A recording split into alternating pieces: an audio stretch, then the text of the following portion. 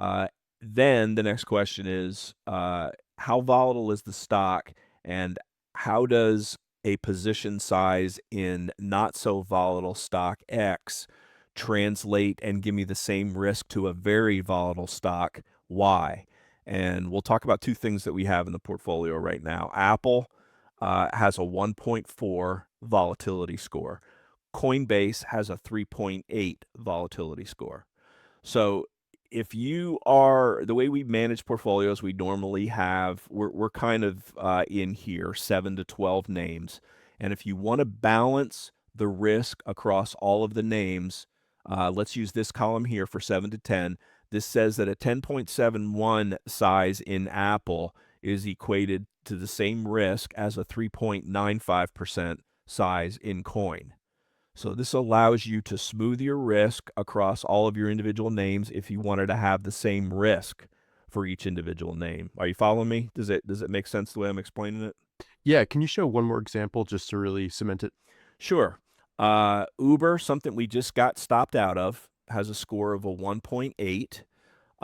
So an 8.3% size in Uber, something else. Let's suppose you own the triple Q. That's the equivalent of owning a 3.57% size in TQQQ. In other words, over an extended period of time, the risk on a daily basis is the same for those different position sizes when you're comparing two different tickers with massively different volatilities. Perfect. Okay. So that's positional risk parity. The next thing is balance at risk. This is critical from where I sit to reducing panic during the day. And basically, what we do is we take our stop for each individual position that we have, and this is actually our current portfolio, or it was as of last Friday. We determine where our stop is. So in some cases, we're using a 10-week moving average, sometimes the 21-day, sometimes the 8-day, sometimes the 50-day. We're taking our stop, adding a little bit of a factor to it of 2 to 3% depending on the volatility of the individual holding. So if all of our stops would get hit tomorrow, this is what the drawdown for the portfolio would be, 5.08%.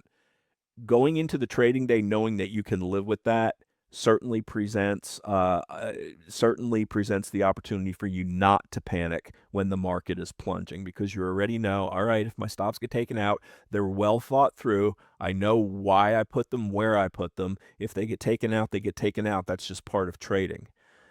So this is a snapshot on a daily basis, and then we track it, because what you want to see is as you're making progress. This starts back in June and goes through day by day up to 7/15. As you're making progress in your portfolio and you've got your balance at risk, how much money are you actually can you consider to be banked, right? What's the floor for what you've gained? So as of 7/15, gaining 13.97, you have a balance at risk of 5.48. You're going to make, since this rally started, if all your stops get hit, 8.5%. The smoke clears, you wait for the next rally, and now you're compounding your capital from a higher base than if you rode it all the way down through the bear market. So tracking those on a daily basis, and you can seeing the floor rise as your returns rise. I don't know how you could not get a good feeling out of knowing that, hey, I've locked this gain in. I've accepted the risk of what I'm holding right now. Whatever happens in the market, I know what my numbers are going to be.